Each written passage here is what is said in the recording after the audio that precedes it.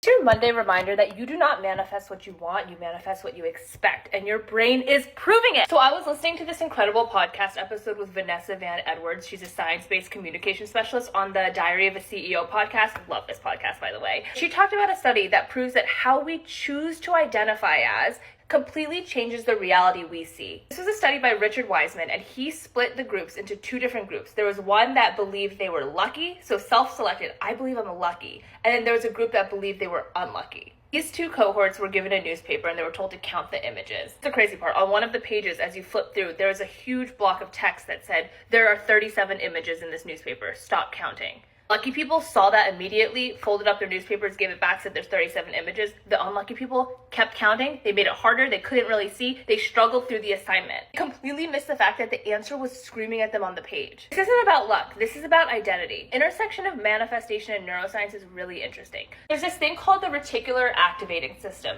the RAS, which basically filters out what you notice. Catches it only shows you what matches who you think you are. You don't actually have to be this person. I think a lot of times, like when it comes to identity, we're like, but am I confident? Am I lucky? It actually doesn't matter whether or not that is empirically true. It just matters if you think it's true.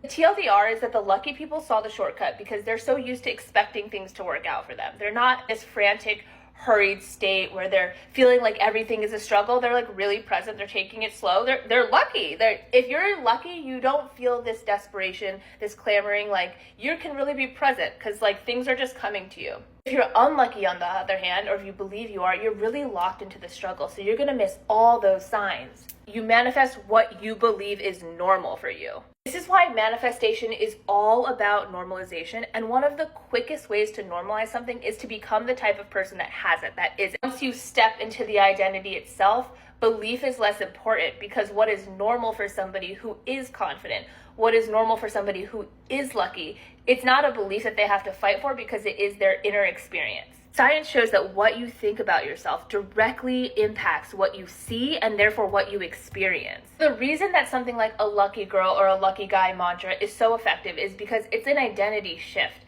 And so when you step into that identity, you take it on, you start to say, hey, yeah, I am a lucky girl. Hey, yeah, I am a lucky guy. From that new identity, you will be self-selecting differently. When I started trying to be the luckiest person I knew, when I started trying to say the lucky girl mantra, it felt so fake.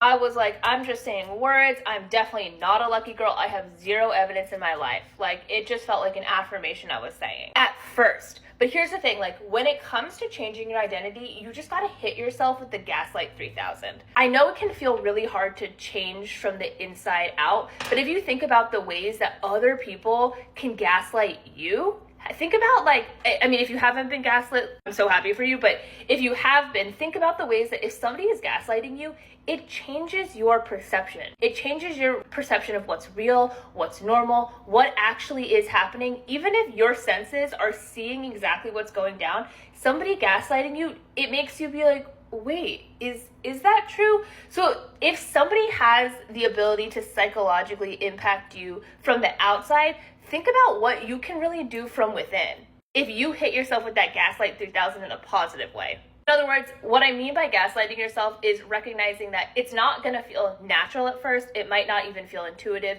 It probably won't feel real at first.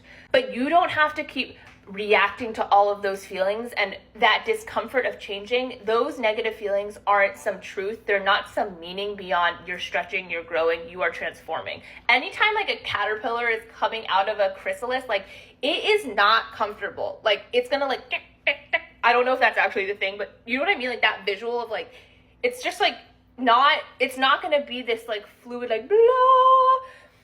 So during all those click, click, click, click, glitching moments, you just need to gaslight yourself and be like, no, this is normal. Like, this is fine. I'm not embarrassed. Nothing is weird. Everything is all good. This is who I am. I'm the luckiest person I know. If someone can make you question your reality, you can certainly submit to yourself. A lot of us, especially if we're starting on the journey, it's like you don't mistakenly become great at manifesting. You work at it from the knowledge that your mindset is something that you can master. Because anything that's mind fucking you, the call is coming from inside the house.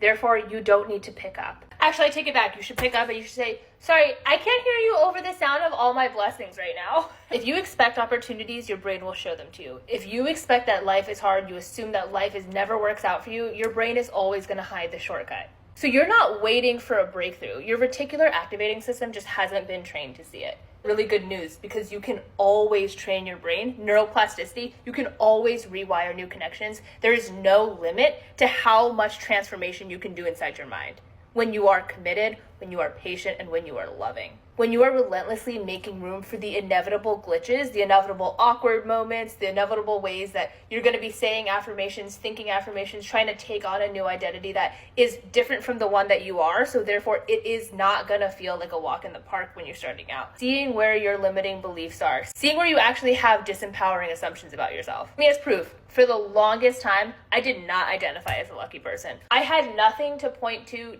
even believe that I was lucky. Only when I decided I'm going to hit myself with the Gaslight 3000, I'm just going to flood my brain with this belief that, no, I am the luckiest person I know. That is now true. In 1 month of being on TikTok, I got over 10K followers. By age 26, I was making 6 figures a year. When I moved to California, fresh out of college with my ex-boyfriend, we landed at a place 11 streets from the beach, Santa Monica Beach. Take it from me, manifestation isn't magic, it is perception trading. Because the only reason that we're manifesting is for the result, right? So if you're like struggling to think like, yeah, but like, is it real if it's just me changing my perception? It doesn't matter, because you're gonna have the outcome that you want. You're gonna have that wealth, you're gonna have that beauty, you're gonna have that lover, you're gonna have that career, whatever you want. The most effective means is to believe your way there by taking on the identity of the person who has the life you want. One of my favorite quotes from Mitch Horowitz, he's a New Age writer, is, "The common denominator in all placebo experiments is hopeful expectancy. Belief is the fee of actualization." We're all looking for proof this is working, proof that my mindset changes are going to be reflected in the outer world, that my inside is affecting the outside. We keep looking for signs, but what if the sign has already showed up and you just weren't the person who could see it? Moral of the story is your reticular activating system is rigging the game, but the good news is you are the dealer, which means the odds were never against you. Your brain just made you think they were. All you need to do is flip the script and watch the odds turn ever in your favor.